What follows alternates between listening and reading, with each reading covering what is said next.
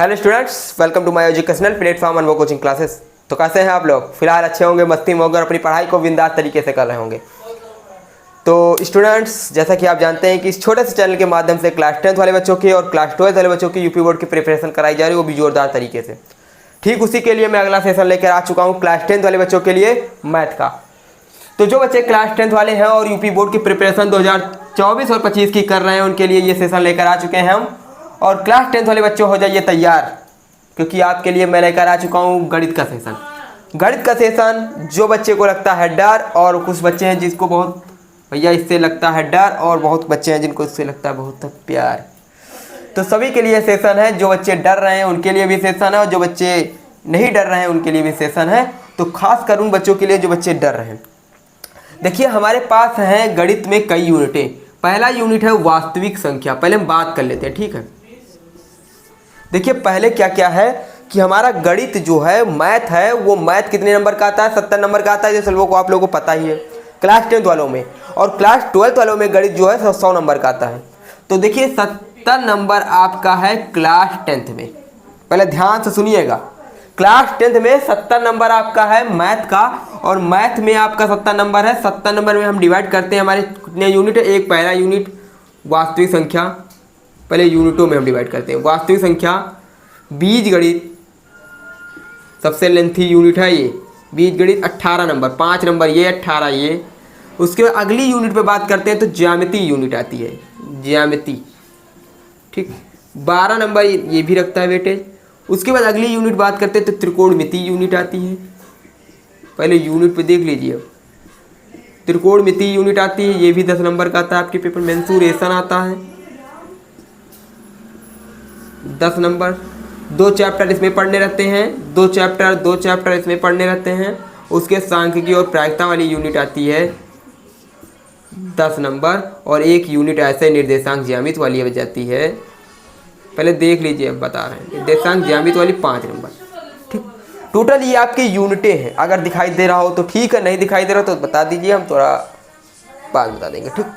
तो देखिए, पहला यूनिट आपका है वास्तविक संख्या। 5 नंबर आपके बोर्ड एग्जाम में वास्तविक संख्या से रखे। कोई क्वेश्चन अलग से नहीं पढ़ना, जो हम बताएंगे वहीं से पढ़ना है। √3 एक अपरिमेय संख्या, इस तरह के क्वेश्चन आप लगा लीजिएगा। 3 नंबर का, 4 नंबर का आपके बोर्ड एग्जाम में रखा है, कोई दिक्कत नहीं है, कोई समस्या नहीं है। उसके बाद HCF LCM निकालना सीख लीजिएगा। बस 5 नंबर आपके यहीं से कवर होंगे, कोई समस्या कोई दिक्कत नहीं है। वास्तविक संख्या में 2 चीज़ आप कर लीजिएगा, √3 अपरिमेय संख्या सिद्ध करना, HCF LCM।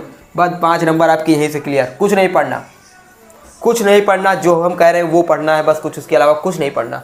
उसके बाद बीजगणित यूनिट। बीजगणित यूनिट भैया जितना पढ़ लो उतना ही कम है, पहले बता दे रहे हैं।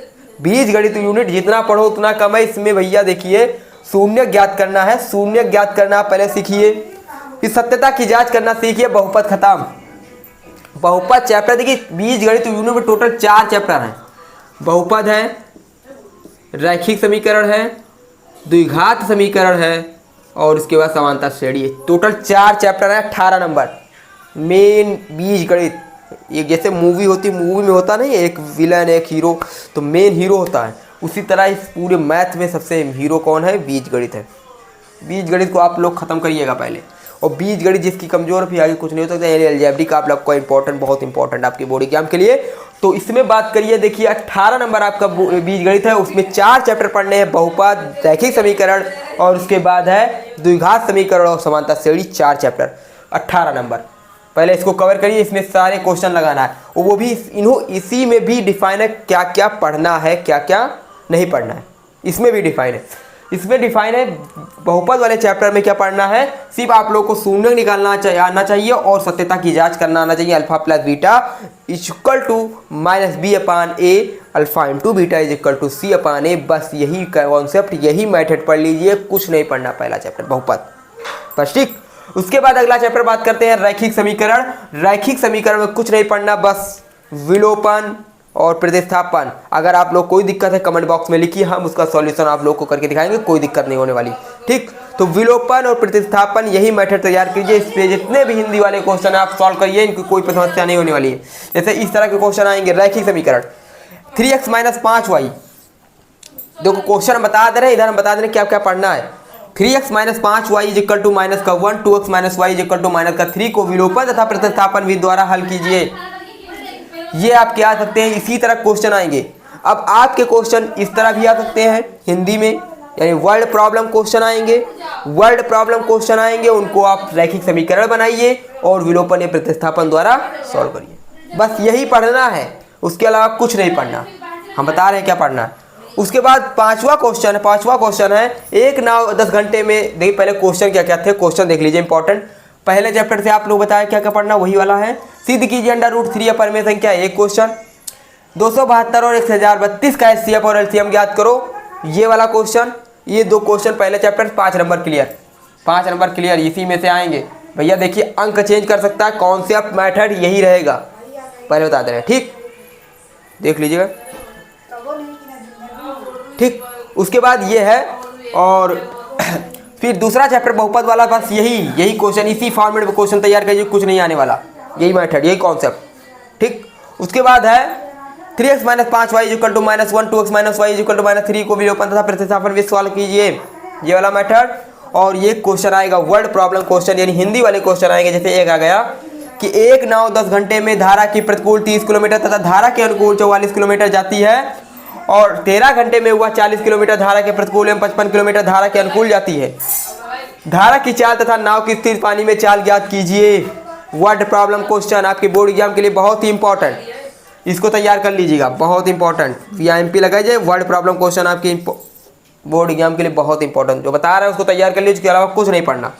उसके बाद हमारा आ जाता है दूसरा चैप्टर द्विघात समीकरण, बीजगणित का यूनिट का। इसमें 1/x + 4 - 1/x - 7 is equal to 11/30 यानी 11/30 को मूल ज्ञात कीजिए, यानी इनके x का वैल्यू ज्ञात करना है। आप लोगों को क्या करना है, सिर्फ द्विघात समीकरण बना करके द्विघात समीकरण को सॉल्व करने की 2 विधियां हमारे सिलेबस में, एक सीधा 4 सूत्र, एक गुणनखंड विधि। आप जो अच्छा लगे, जिससे अच्छा लगे, जो आता हो उससे सॉल्व करिए, कोई दिक्कत कोई समस्या नहीं होने वाली है, ठीक। तो उसके बाद अगला चैप्टर बात करते हैं, एक समकोण त्रिभुज, एक की ऊंचाई इसके आधार से 7 सेंटीमीटर कम है, यदि कर्व 13 सेंटीमीटर हो तो अन्य 2 भुजाएं ज्ञात कीजिए।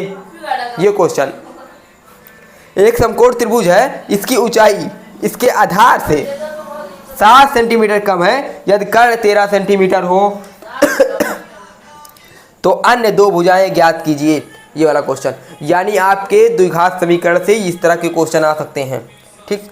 देखिए द्विघात समीकरण, रैखिक समीकरण दोनों एक ही तरह हैं, बस रैखिक समीकरण में 2 चर मिल जाते हैं, चर 2 चर मिल जाते हैं, एक x और y, और द्विघात समीकरण में केवल एक ही चर रहता है x। द्विघात समीकरण बहुपद से रिलेट करके पढ़िएगा, कोई समस्या कोई दिक्कत होने वाली नहीं है। अगर समस्या दिक्कत हो तो हमारे कमेंट बॉक्स में लिखिए, या फिर 8318801996 पे कॉल करिए, मैसेज करिए, आपको समस्या का हल किया जाएगा, ठीक। तो ये आपके बोर्ड एग्जाम के लिए कुछ इंपॉर्टेंट क्वेश्चन रहने वाले हैं। उसके बाद अभी कुछ चैप्टर छूटे हैं, जैसे समांतर श्रेणी, आने वाले कई यूनिटें छूटी हैं, जैसे ज्यामिति छूटी है, त्रिकोणमिति छूटी है, मेंसुरेशन, सांख्यिकी, सब का सॉल्यूशन कराएंगे, सब का कॉन्सेप्ट बताएंगे। बस इसको इसी तरह तैयारी करते रहिए। जिस क्वेश्चन में कोई प्रॉब्लम हो आप फोटो खींच के हमारे व्हाट्सअप नंबर पे मैसेज करिए, या फिर आप कमेंट में बॉक्स में लिख दीजिए कि इस क्वेश्चन में, ये क्वेश्चन में हमको प्रॉब्लम है, हम उसका सॉल्यूशन आपको इस चैनल के माध्यम से प्रोवाइड करा देंगे। मिलते हैं अगले वीडियो के साथ, अगले सेशन के साथ, अगले सब्जेक्ट के साथ। जय हिंद, जय भारत। कोई समस्या हो तो कमेंट बॉक्स में बताइए।